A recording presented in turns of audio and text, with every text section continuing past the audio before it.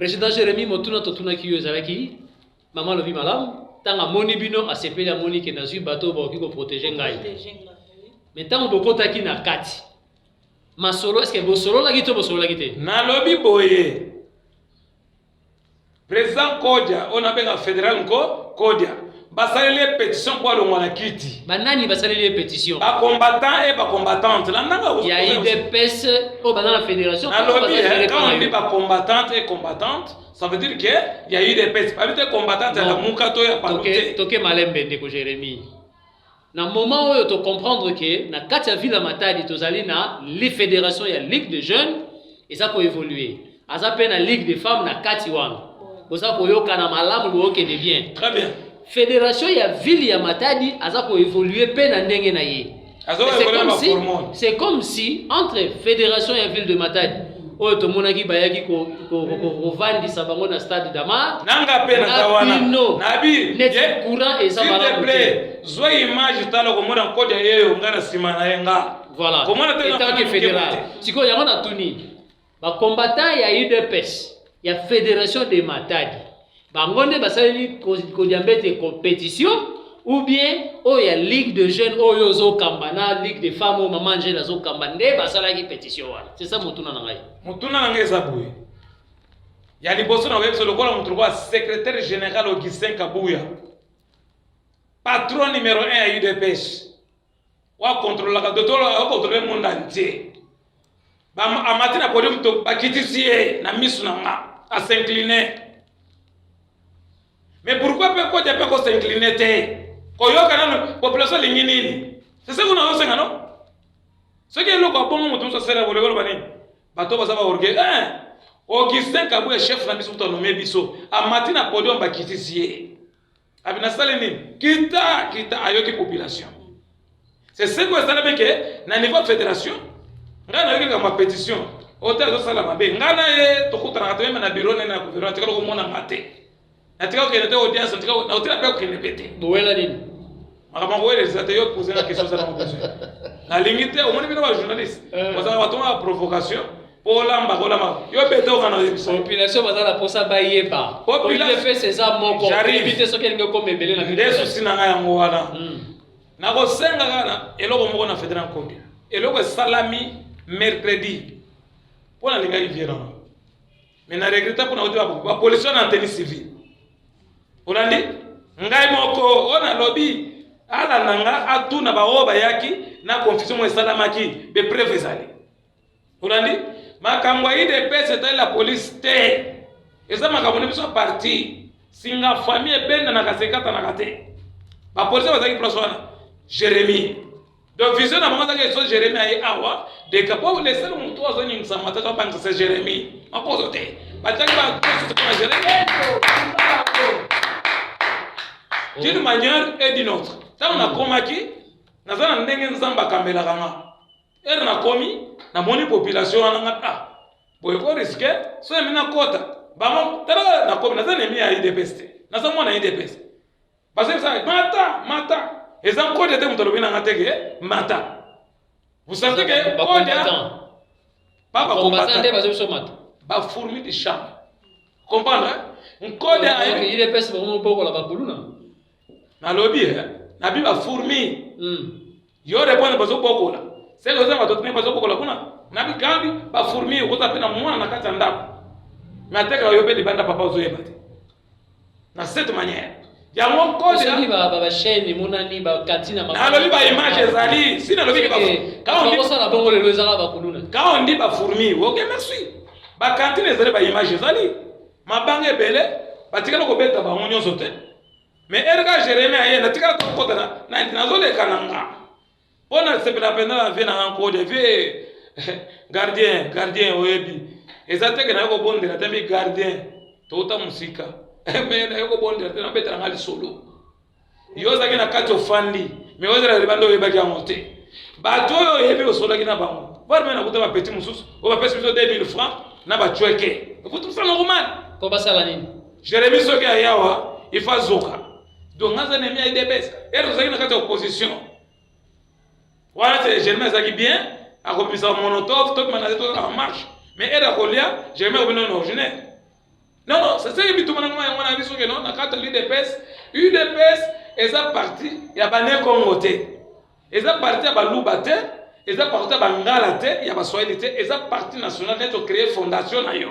Sur fondation, il faut dire tous les tribus. Mais comment moi j'ai aimé, Togo Lingate jeunesse a dirigé dans le Congo central. Mais quand les gens sont au Sibir, pour ça qu'il y a pourquoi. Et la nomination de Ségué a nommé, il faut que vous voyez, pour qu'on ait parlementaire debout. Tant que c'est parlementaire debout, on a chargé la relation publique. À implantation. On a tout comme président de la GNT. Et cette nomination est à Kinshasa. Là, il y a proposé qu'il y a Kinshasa. C'est ce que moi aussi il faut poser question que année boyena na proposé qui n'est pas répondre. Parce que na année où on a tant pour nommer qui pas président Félix Etienne Tshisekedi comme président de la Ligue des Jeunes. Na lobby et ça pas action. On dit ça la action. Congo zo kende zo lobama. Ozo comprendre des fêtes a ebi que non il n'y a que gardien ou en face à la place. Wane ça qui moi parenthèse mokepo mais la moi mai. Est-ce que ozo qui penza tango ya kotanga pétition wana oyo ba combattant ba komaki ba combattant on veut bazoye banate. Baza ba combattant ya fédération, baza ba combattant ya El Jérémy Kabuya, tozoye ba doso baza ba combattant ya wapi. Mais ozaki tango ya kotanga quand même pétition na ba komela ki président ko Diambete. Merci vraiment. Osenga eloko moko. Bisika oyo, moi c'est aboya yo. Olinga to yeba disolo na ye. Bisika mobile wa yina yo. Pétition est talingate, on a bien faut poser la question to mona signature na yo bien kombo na yo. Natiko kotama mwana. C'est ça la réponse moi. Nakota ondeni. Moi ça linga voter. C'est quoi l'histoire na kotama par rapport au quoi. Ndiye bato yo mona bakufa kawa. J'étais obligé na ça ni. Na vraiment si me na kastika. J'étais obligé na ça na se retirer. Ma solo ne talingate pétition balongolé ou pas. Ça n'engage.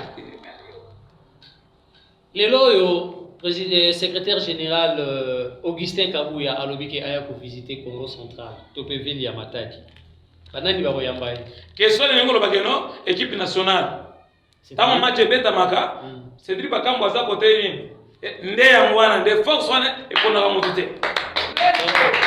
Nani siko ya contacter Ligue des Jeunes, est-ce que fédéral ya Matadi ou bien à partir ya niveau national? Na ebiso que RC Jaboya akomona Nkodia, akomona Jérémy. Il ne s'est pas même pied d'égalité. Oh, mais non, tout le monde que non. Lui, président fédéral, moi-même, président fédéral. Tous sont en épaille.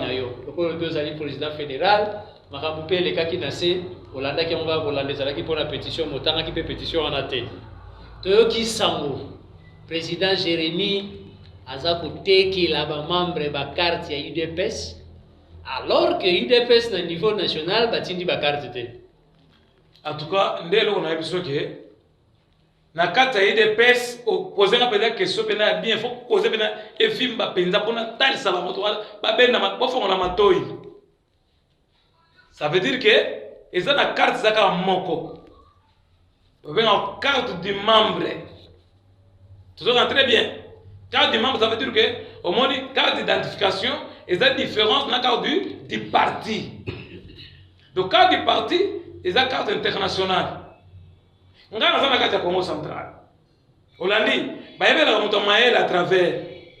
Au bête de solo, porte peu fungama qui par rapport. Et ça la création. Ce qui est en côté na une image au contexte sous. Pourquoi on a bête na carte à l'IDPS même la Kinshasa. So balimbaye on a cellule même la fédération. Il faut pas identifier yo. Ndeko na ngai. Faut pas identifier wana. Ngai na fonction té.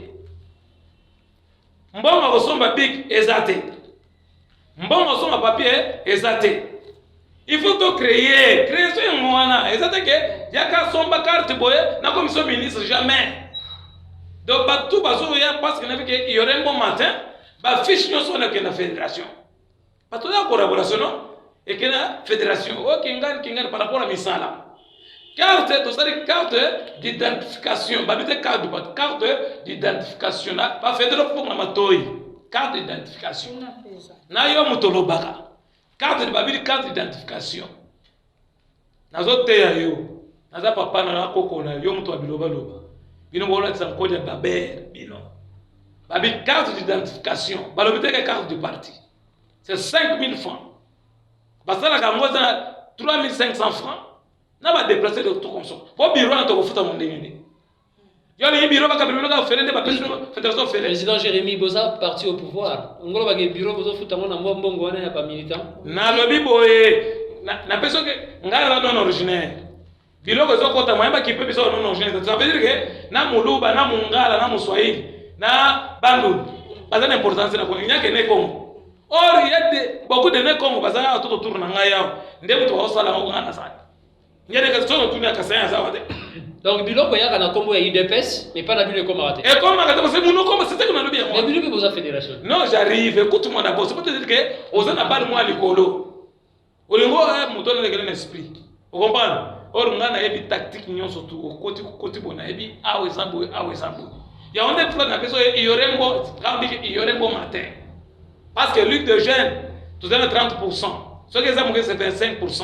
Ça veut dire que tu vas des jeunes cassés. D'après na batu na ngao pe na kotia compte en jeunesse. Ce que la Ligue de femmes, ce qui 30% bien 25%, azana droit na ye, ezana catastrophe à parti. Mais comment que biloko nyo swane, il faut tomber na mutu ya mutu moko, ngai moko. Emene, nga moko. Grand prêtre, yeba ke mabe. Na elsayo bientôt 2023. Ndeko Jérémy, na kati ya fédération, na kuna na fédération pe bazana Ligue des jeunes. En dehors ya il y a des compléments, pas trop en Ligue des jeunes ngai. Ils ont fonctionné kuna. Ko tuna ne invité pe bango tuna bango. Ils ont la connaissance mingi ya UDPS côté wa. Ya on a émission qui non.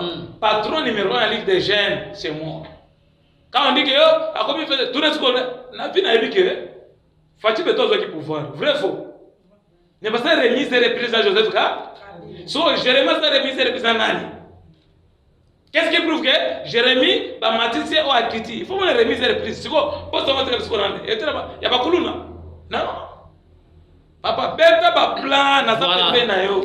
Toyoki yo ba défense na yo so zali ko sala bande ko balandi.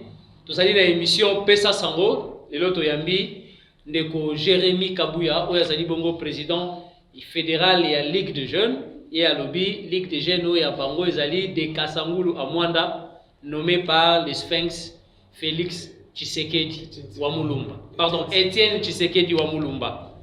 Yende atikala ki nommé depuis 2010 yango to uti kolanda awa et pas ya ndeko Jérémy. Ndeko Jérémy pour le moment et pas inabino na fédération à Ligue des jeunes boki kozala na combien de combattants? Oui, parce que non. Mutu asa la fierté ya vila matadi nya ke Jérémy. Autant elle a fait fédération na biso na linga ma kazi kuna logo ezate. Mutu asa la fierté patron sont na bango ba voter bana. Et logo ezate c'est-à-dire quoi? Qui m'a fait ngana web so logo moko to beta fara lobe za samedi. Ba pesa ngapa ba lobby kana dama bango damar dimanche. Nana on ça plein. Ça veut dire docteur va to komina de wenge na kata bata tozo film saba il est comme le wala wenge musique j'arrive maison mère na BCBG tozo film saba Congo o rezana ba Congo oyo bazana kata masolo wana te tala eza ba ne Congo ebele ha bazaba to ba désordre mais mu Congo moko film sa mu Congo nde mona kasaye moko film sa ba kasaye nyonso nde mona mu ngala film ba ngala no nyonso nde so tuna ona biso no kende na micro no yebse kino beta jour bo Jérémy président Jérémy to mo ke na suka yemi pas de problème papa des dossiers mo ke zo le kara et les gars qui na matali awa na kon ezotanga mamingi na mutu na yo dossier finka o déficit ba mama mbongo na finka yo zui ba mo ba mbongo ndamu en tout cas maboko makaka de pes viva dona osengelo moko biso na kata ide pesa polele bitumba jamais ça na c'est parce que so na bi que non je na so na ta weston na défait weston les injurité pour le bino kozo be montuka jour ga libala na oseng pour décorer zo pas très bien donc ndenge moko na lisolo etali masoli tangami finka et d'ailleurs moto ya na opération zanga fédéral ko il est là pour exemple ko de mbote belé na pesio so sambela ka solo aya témoigner bien vendre avana répondre aye bagi de côté ko l'opération ngaye amen chama no côté donc ça veut dire soit na non originaire donc yo za mabele na yo donc ngata na tina te donc le rôle za ko l'opération yango fa los opération retour babite que opération retour te c'est pour dire que non ba pesa confiance ni tumwana yo boti papa vani na nzala awa mwana yeso papa na tokanga nyama moko bosongolo paka o récupérer nyamango ya ko leate ndelo ko de ya mwana ako dame ndengeni pêcheur ya kate aye mais yenda muto kangi bolo papa o melana ndengena yo loko le était d'après mais juste abaluska tabite papa zonga susu era zonga bite kolonya mapeti wana atara mwana peti wana ona yo c'est histoire vrai kolo bari ngai so ba mango so ndengeni te yo ko trakati te na peso réponse na pe ko to parce que na biblia ngere ba talango kolo bari zanga dossier INPP otindiki kaka bandeko na yo loko zo ba combattre UDPS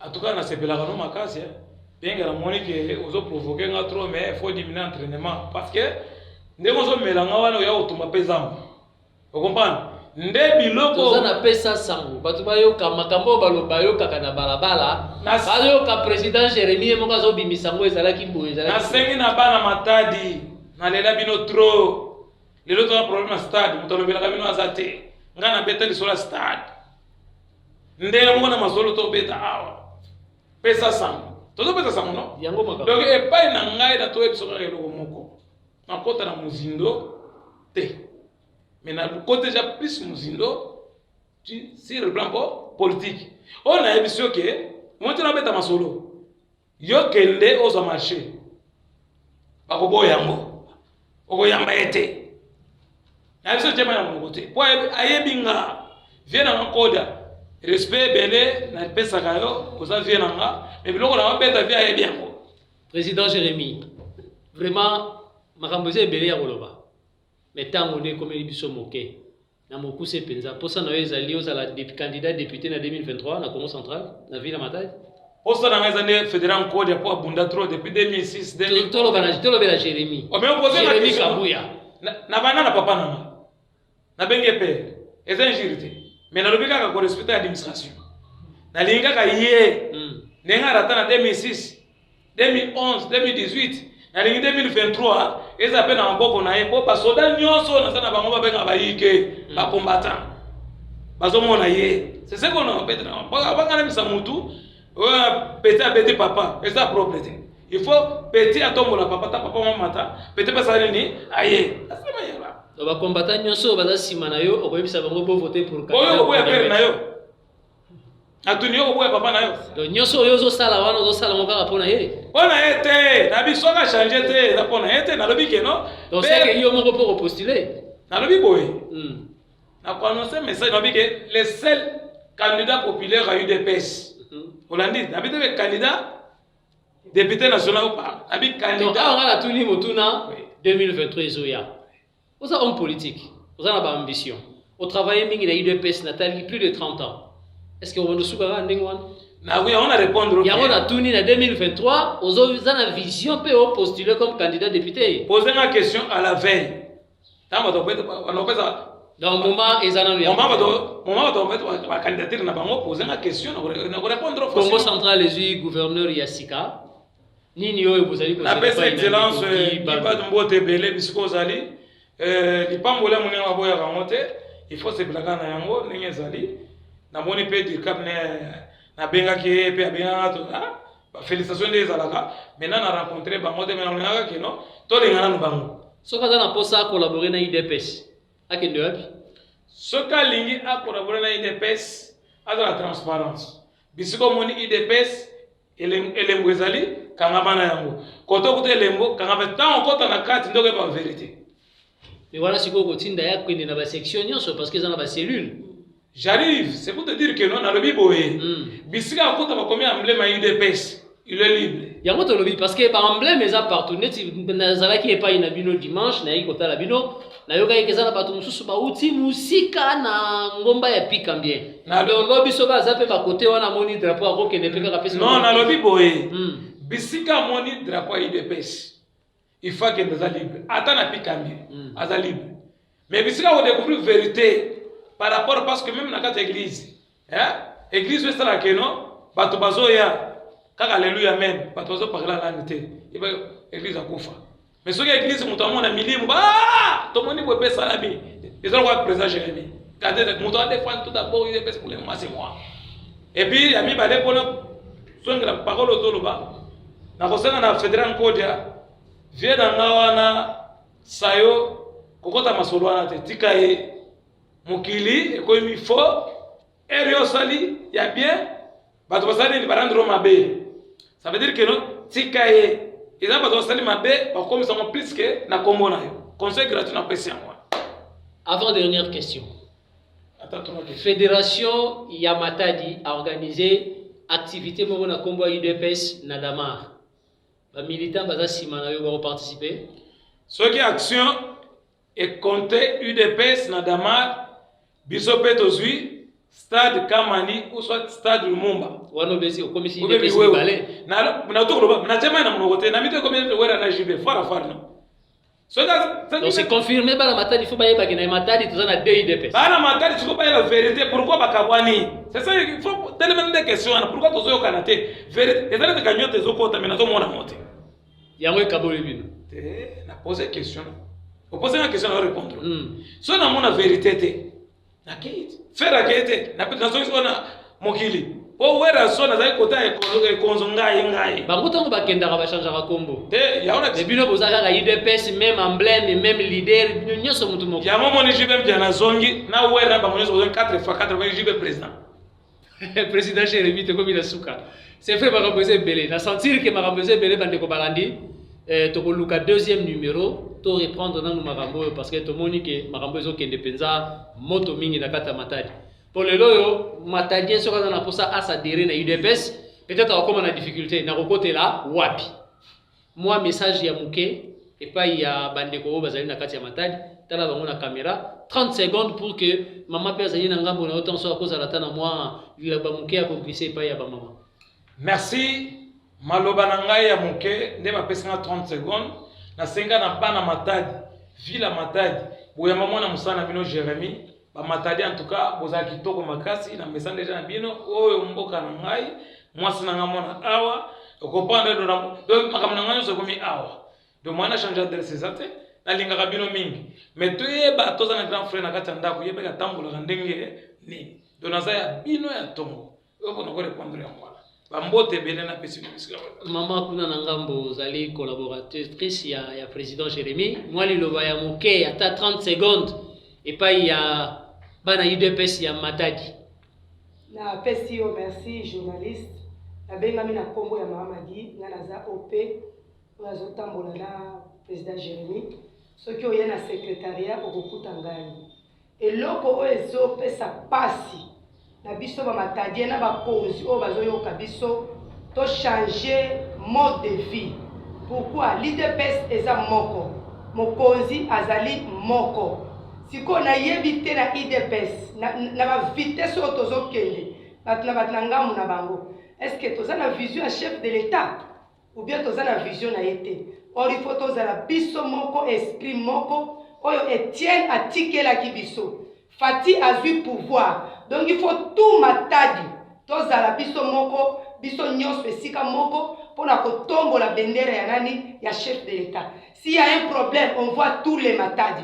Mais oyo tozo mona oyo to vivaki kapota ekei na mukola mercredi eza pasi pe mawa eza pasi neti nga pona kota bazo boya yo za mutu a Jérémy nga na yena assister na réunion ozo yebisanga na za mutu a Jérémy est-ce que Jérémy asala bato o mama yo yesi ko soki ozoki nga na répondaki bango j'aimerais mieux na zoka bako traiter nga na hôpital militaire pona za mwasi ya soda na zoka pona chef de l'État poto ye pona ko défendre chef de l'État to yoka sango o ezobima na niveau ya fédération kuna de côté ba nkumu na biso bazali mais ekomaki ya division balali na bakantine ya mabanga ba chaîne donc tout consort mais biso to kendeki maboko pa to kendeki poto yoka sango nini ya sika oyo koki kozala à partir ya pétition oyo elekaki ou bien soki ekozala na ba memo po biso nyonso to acclamer oyo ekoyela biso mais to bimaki kuna na ba inquiétude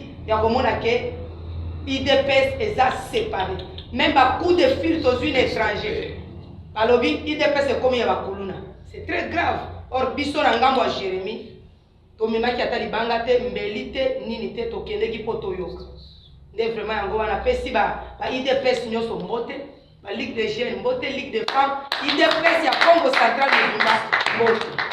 Merci Ndeko Jérémy, merci ba maman, merci ba ndeko nyonso bozalaki na sima. Pour comprendre que moi pour pesa bino sur micro ezalaki te pour na tango parce que président Jérémy awa azo bombola ko bombola moye kuta pe mata mo muke ezali te. Bandeko balandi tozalaki na émission Pesa Sango. Mokolo malelo touti ko yamba président ya Ligue de Jeunes ya UDPS Congo Central Ndeko Jérémy Kabuya. Soki bozala mituna mususu ya kotuna ye boyemona na biso bopesa biso mituna wana tokokomisa yango epai na ye pe na sima mikolo bokozula yango biyano. Soki ezalaki na ba question mususu bozala nango penza posa eke réponse boyoki yango awa te bobanga te émission Pesa Sango ezali bopesa biso ba question wana tokobengisa yesu mbala ya sima pour que boko akoyoka ngo tosepeli mingi na lisungi ya Chansar Mafuta kuna na ngambo ya caméra pe Patrick Zola et na réalisation ya Debre Mazela biso nyonso topesi bino merci na ndenge bolandaki biso botikala malamu rendez-vous na numéro na biso ya sika ya émission Pesa Sango. Ciao.